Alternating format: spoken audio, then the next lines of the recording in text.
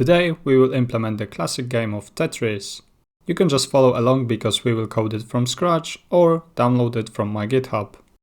It's really good if you know how to work with two-dimensional arrays, if you know how to iterate them, how to access their elements. That will help a lot. Now let's talk about all the game elements we have, because this will serve us for requirements. So we have the grid of blocks that were already attached. We have the current piece, which we can move and rotate. We have the gravity that pulls the piece to the bottom. Every few frames it will go down. We also have the sidebar where we show the next shape so that we can plan ahead. In this case it's the same as the current piece. And finally the score. We'll just sum up the number of cleared lines, but of course you can change the logic. We also have the game over screen. This will be just a dark overlay on top of our gameplay. And this happens when we can no longer fit the future piece. In Tetris we have 7 possible shapes, also known as tetrominos. I suggest the following way to store them. It's great because what you see is what you get. And also if you always keep them squares and horizontal, this will simplify the logic a lot. We don't have to do any repositioning when we rotate them. And when we spawn them on the screen, they always occupy the first 2 rows.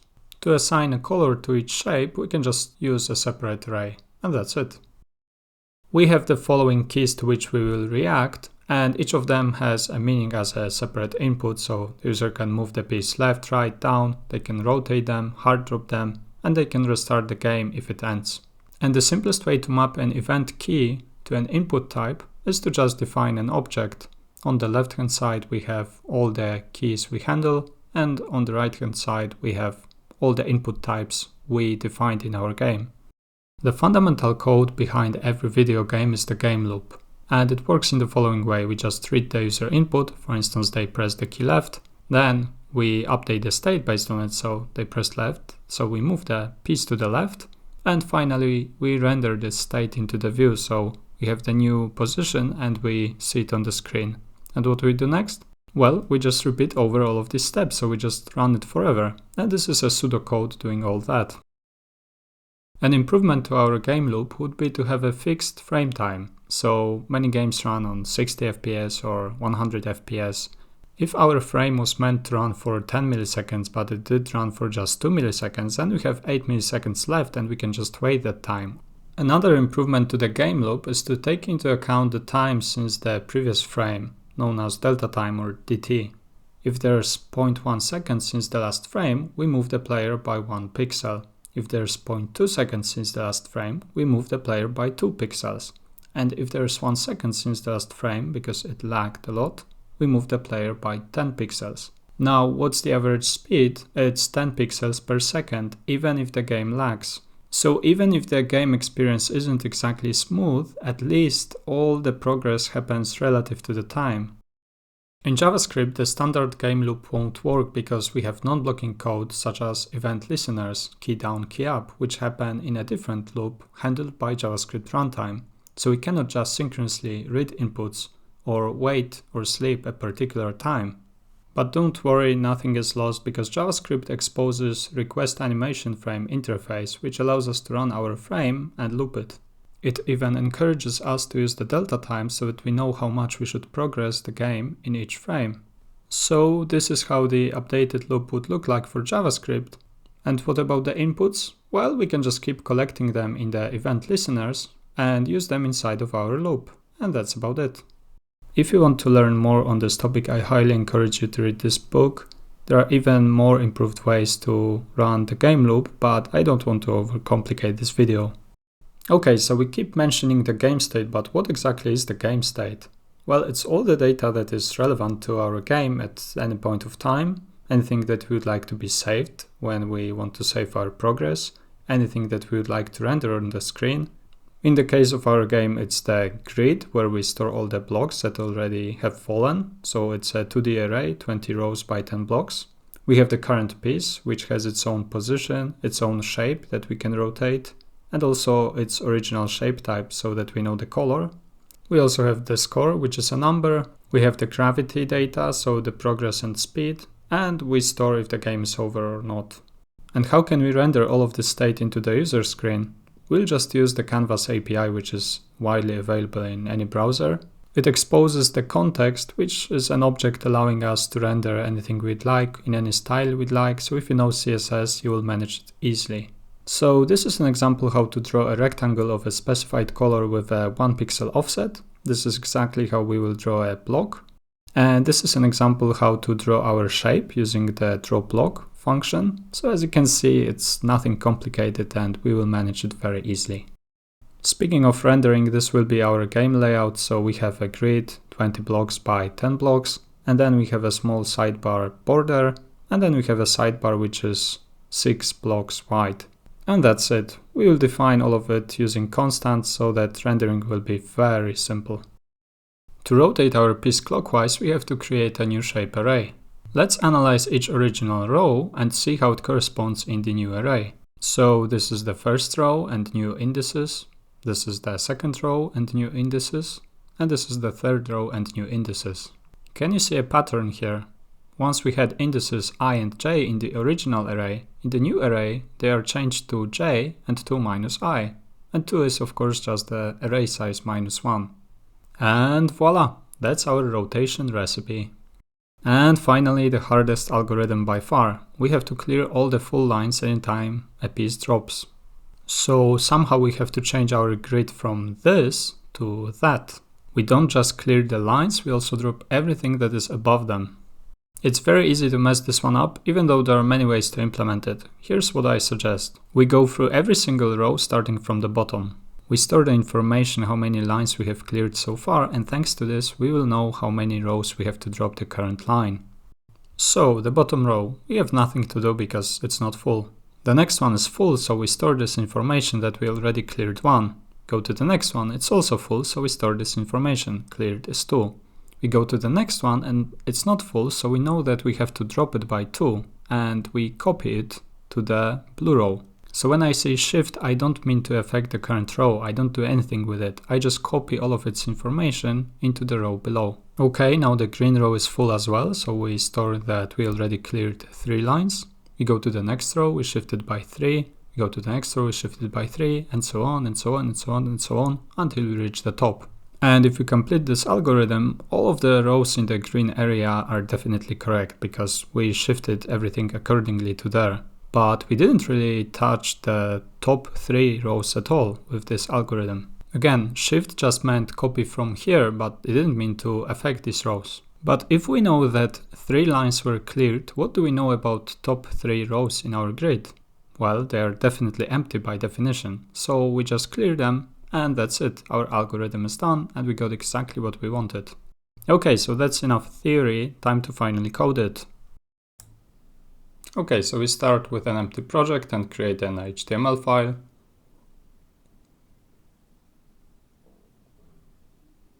We will also want to attach a CSS file, so we can already do it. And this is our canvas. We use ID so that we can target it from JavaScript. And we also attach our JS file. Let's create it already, and let's create a CSS file as well. We use very simple styles for the HTML body. We just want to center our element, our canvas, so that it's exactly in the middle of the screen.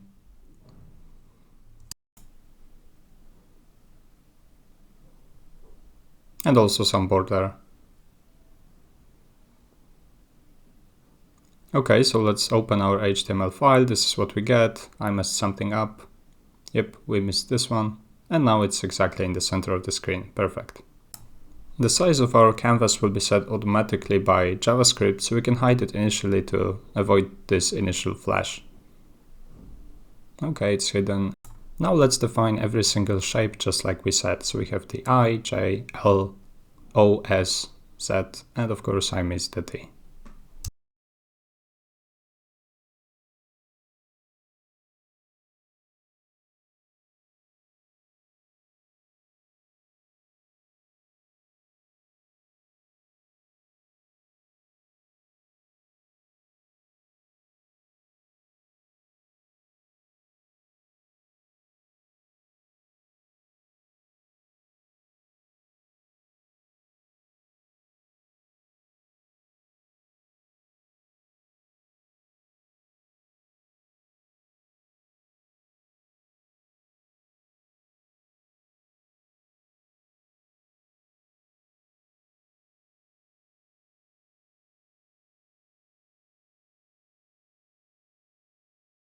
And similarly, let's assign a color to each of the shapes. I have an array of colors prepared already.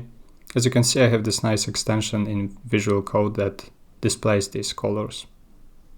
And now the most boring part of the entire project. We'll just define all of the constants that we will need somewhere later. For instance, all the colors that we'll render of the sidebar, an empty block, the game overlay.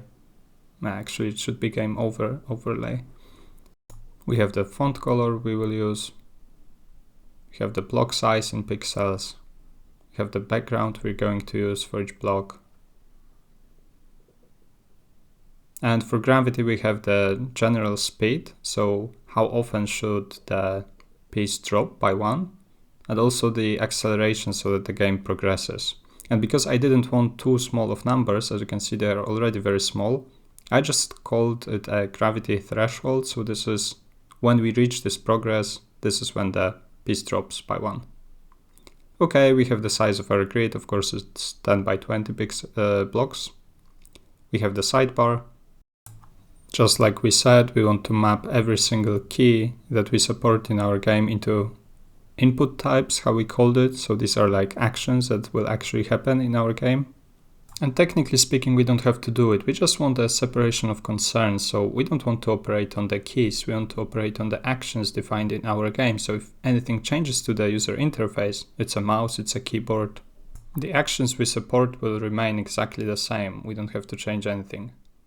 And now some computed constants. So if I know the grid size in blocks and I know the block size, I also know the grid size in pixels. Similarly for the sidebar. Let's also get the position where we render all of the sidebar content, such as score or the next piece. And now we can finally compute the canvas size in pixels. Just like we said, we will set it dynamically from JavaScript. This will be the entire game area. We also need a value to represent an empty block in our grid. So let's just use -1, a negative index. And that should be it. I'm hiding the shapes and the colors so that we don't have to come back to them ever again. And let's define our main function and test if our code works. So I don't see anything, and it seems like I messed up with the grid height. So where's the problem? Yes, I didn't use grid rows. And now it works. So the most boring part is behind us, and now we can finally initialize our canvas and use it, render something on it. So let's create a separate function for it, and inside of it we have to find our element by ID. We use the ID of game. Now we have the access to the element, and we can set its width, its height. And of course we also need to make it visible because we've hidden it with CSS. And we can already get the context and return it from this function. Context is what we will use to render, and we'll just use the shortcut ctx. And voila, we have our canvas. Now it's time to define the heart of our application, the state, all the data we will operate on. And I suggest we always create a function that returns the initial state so that you can easily restart the game.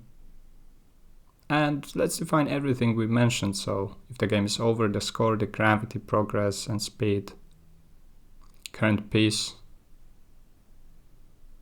of course the shape, and for now I'm just putting some empty values, but we'll tackle it in a moment. And the next shape, by ID I just mean the index from the array of all the possible shapes. And let's create an empty grid. So first we have to initialize an array that has as many rows as we specified. And then we have the option to map every row to a new array. And that's of course a single row filled with empty blocks, which is -1. Okay, we can use it. And now let's tackle the current piece because it has to have both random position and random shape initially, so that the game is somewhat interesting. And I suggest we already create a function that returns a random shape ID, so just one from the 7 possibilities we have from 0 to 6. And also let's create a general function that just returns a random index from 0 to n-1.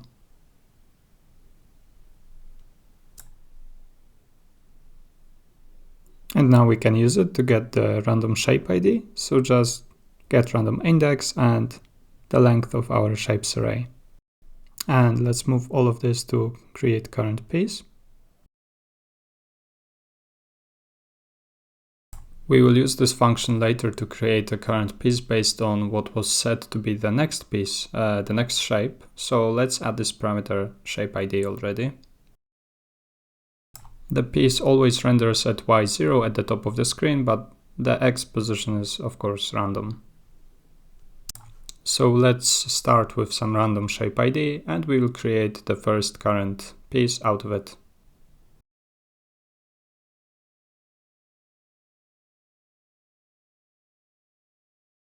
And similarly, let's generate a random shape ID for the next shape that we will see on the screen. And now let's log the state we have just created. Open the console. And as you can see, that's it. That's the entire game we have, really. That's everything there is to this game in terms of the data we store. We don't need anything more. That's it. Okay, so it's about time we define our game loop. For now, we can use an empty object for the inputs. We'll handle it later, how we actually listen to the events. And we need the previous time with performance. Now we can get it. We can create our loop function and we just loop it using request animation frame. So every single call will call the loop, loop, loop, loop. Okay, we update our state based on the inputs. We don't have these functions yet, but we'll define them in a moment. We use the current time to calculate the delta time. So the delta time is the time between the frames. So we have current time minus the previous time. And I also introduced this maxDT parameter. It's just to avoid a nasty situation where there was a huge delay between the frames and everything just jumps crazily. Let's just use 100 milliseconds. It's already a lot. We just calculated the delta time, so what used to be the current time becomes the previous time for the next frame, and this is how we keep on going. Okay, let's create an empty update function. Let's create the empty render function. And we can check if the delta time is calculated properly between each frame. And 1000 divided by 60 is about the value you keep seeing, so this means we have about 60 FPS. Now let's handle the most exciting part about our game, so rendering. And let's start from a simple check if the context API even works. So we'll just draw a single rectangle to take over our entire canvas, and it seems to be working.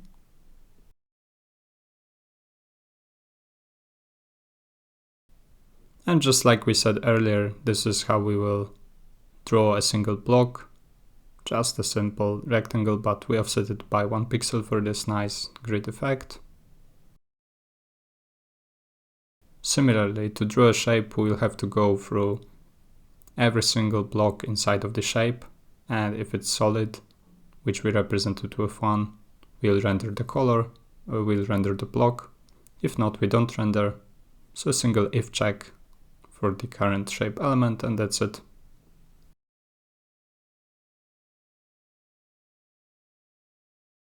This may be slightly counterintuitive, but notice how the J index becomes the X coordinate and the I index becomes the Y coordinate. And now we actually want to render a part of our state into the view. So let's grab some of the values we have in the state, create the current piece, the next shape ID, and we call our draw shape. So here we attempt to draw the next shape on the in the sidebar, and we already defined these boring constants for it, so let's do it like this, and voila. Similarly, we can use the very same function we defined to render the current piece. It's exactly the same code, but we access the current piece from the state. And let's see if it works. Voila. Yeah, and if I keep reloading the page, of course, these random shapes will appear how we would expect it to be. Similarly, we can render the entire grid already, so we go through every single element in the grid, every single row, and then every single cell inside of the row.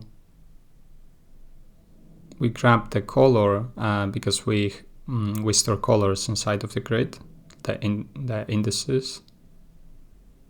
And if it's an empty block, we will just render the empty block color. If not, we use the shape color based on the ID. And again, we just draw a single block. Let's also render our sidebar, so the border that we specified earlier, just to have some space between the grid and the sidebar. And for the score, we can use a very simple mono font so that it looks somewhat consistent. Specify the color, let's specify it should be aligned to the left. It's very similar to what you would do in CSS.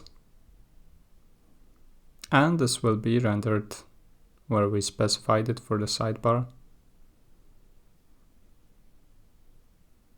And below the actual score value from the state. Okay, a little lower, and it works. If we want the score to look a little bit more consistent and always have the same number of digits, we can use the padding. So we simply call the pad start and add in this case it will be 6 leading zeros, but it will be always 7 digits, and that's what matters. It just looks a little bit more like in many retro games. And of course we can already handle the game over screen. Remember, you can modify the state to test anything you'd like to render, so we can just say, hey, game is over now inside of our state, and that will be immediately reflected in the rendering phase. So as I said, we just render a simple overlay, which has this alpha parameter, so it means it's not fully solid. You can see the game behind it. And again, we'll just draw game over, but in the middle of the grid. And this is how it will look like. Remember, we just modified the state. Let's remove it. And this is how our game looks like. So far, so good. And believe me or not, but we're completely done with the rendering for our game. We can hide this function for now, all of these functions. And now let's jump onto the inputs. So we'll have a single method that will just collect all the inputs for us. We use window add event listener, and we can listen to all the key down events anytime you press a button, basically. So we map the pressed key into the input type, just like we specified in the object, and let's log it. Let's see if it actually works. Yeah, we have to call it. And here I'm pressing all of the supported buttons, and as you can see, they are handled properly. So we already have actions. The notion of the keys can be removed. We have the exact input type that we support in our game. Our inputs data structure is simple. We just store true if the key is down. We just store false if it's up. And that's it. And also let's remove this annoying repeat behavior that is built in. So we can do this. We just return when we detect it. This is to avoid repeated input behavior that we have very little control over. And I don't like the repetition for the key down, key up. For the true and false, this is the only value that changes, so I'll just create a function handle key event. I pass it here, I also call it here, and it just sets the input value to true or false. And that's about it. We can log one of the input types, for instance move left, and see if me pressing and releasing the left arrow will... Alright, we didn't pass the inputs to our function, so let's do it.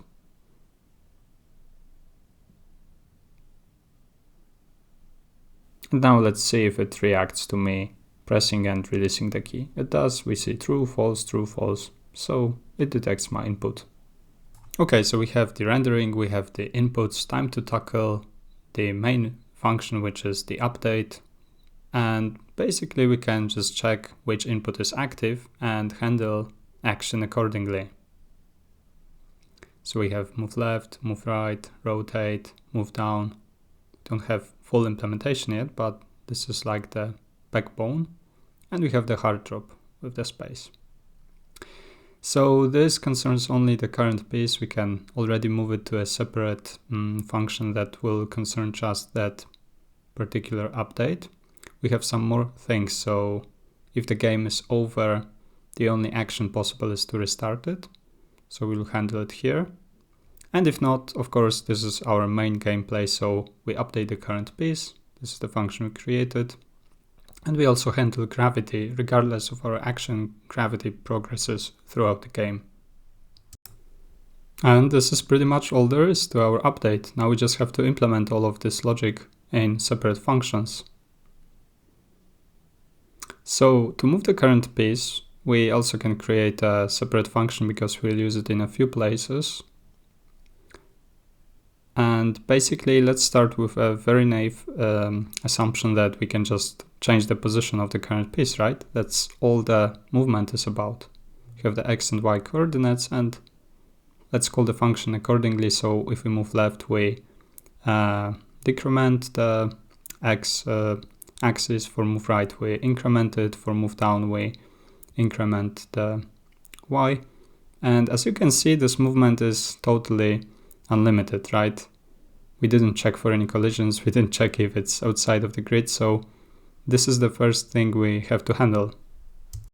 And we'll do exactly that in the function canGridFitShape, which checks if the new position of the shape is valid within the grid we have. And we'll use it in many places to move to the left, to the right, when the piece drops, when it falls by one. So let's go through every single row in our shape. And let's check how it relates, given the position of the shape, let's check how it relates to the grid. And then let's go through every single block in our shape. So zeros and ones, let's call it is solid, because one will represent that there is actually a block inside of our shape. And of course, if there is no block, then we just return the true, right? There's no collision because there's nothing in our shape. But if our y is above or equal to the grid length, that means that we already hit the floor. So of course, this is a collision. And similarly, to check if we are outside the walls, we just check if the x position, we have to calculate it, and we check if it's below 0 or if it's outside the width. So it will be again greater or equal to the length of our row. And then we also return false. And lastly, we just check if our shape, if the place in the grid that we are at currently, right? So the grid x, grid y, grid y, grid x to be more precise, if it's empty. And if it is empty, then of course we can continue checking for all the places. If not, our every will immediately return false and there will be collision detected. So let's change our move current piece a little bit and add the grid to it. And inside of it, we will always run the check if we can even move to the new place by move x, move y. So let's do it.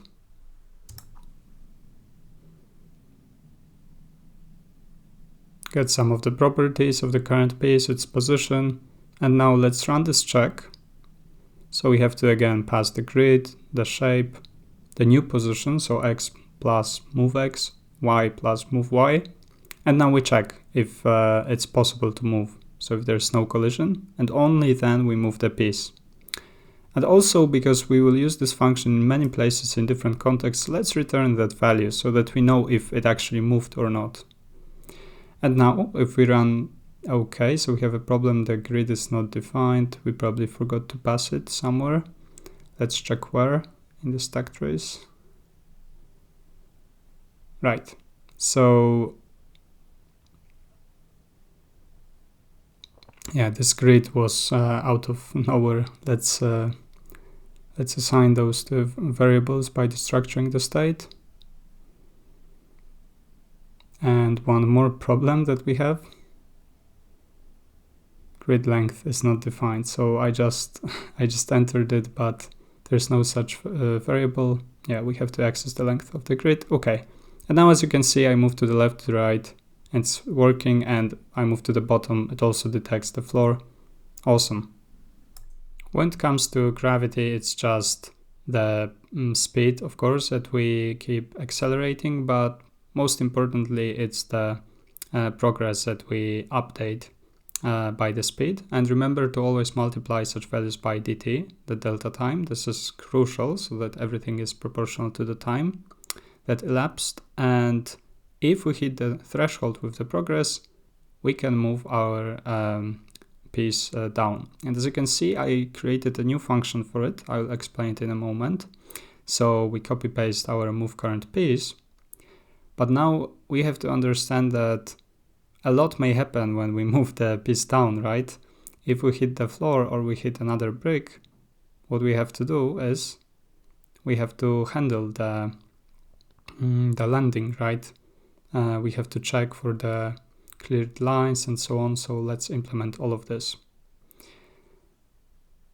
Yeah, and again, let's return if we actually did move or if we hit the floor or like any other brick from the bottom.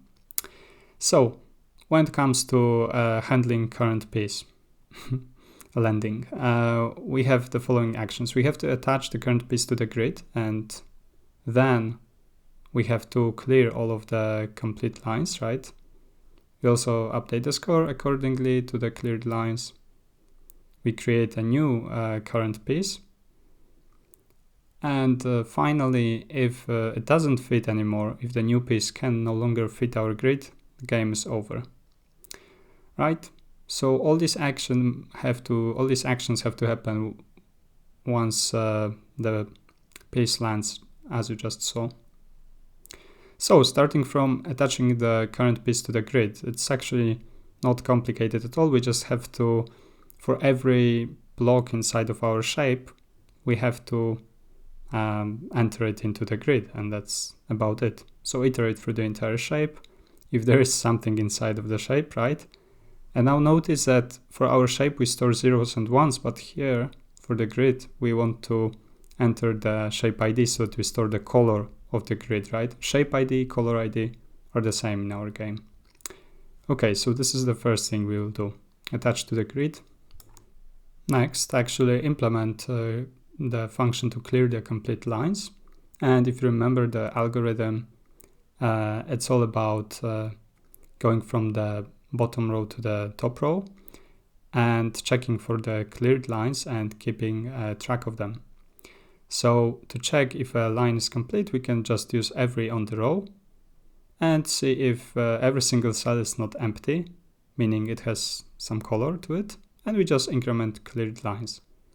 Otherwise, if we already cleared some lines, we shift the current row to the row below. But how much below? Well, depends on the cleared lines. And finally, as I said, we also have to do the cleanup at the top in case some lines were cleared there. So these are guaranteed to be empty. Run the following, and let's return the number of cleared lines so that we can update the score accordingly. And that's it. That's the entire algorithm.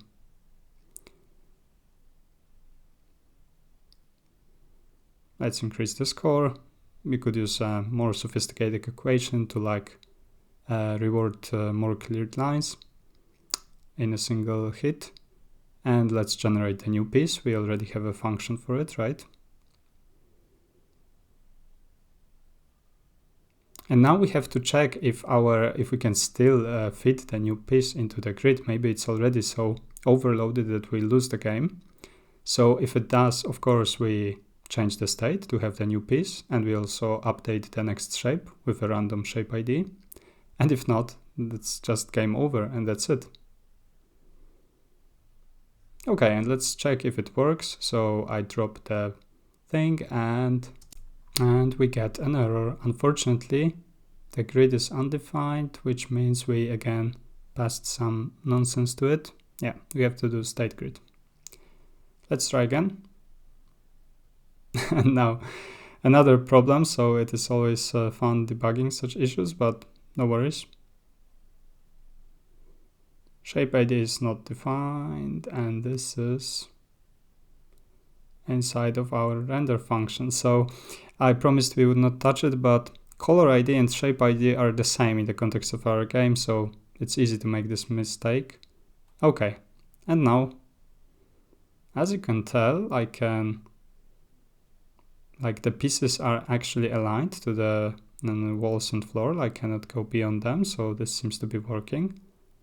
Perfect. So if we hit spacebar, we want to do a hard drop, and we can just do move current piece down forever until it returns false with a simple while loop. And if we do it, notice that I press space and of course all these blocks fall and I lose the game quickly because they don't align in lines, and that's it.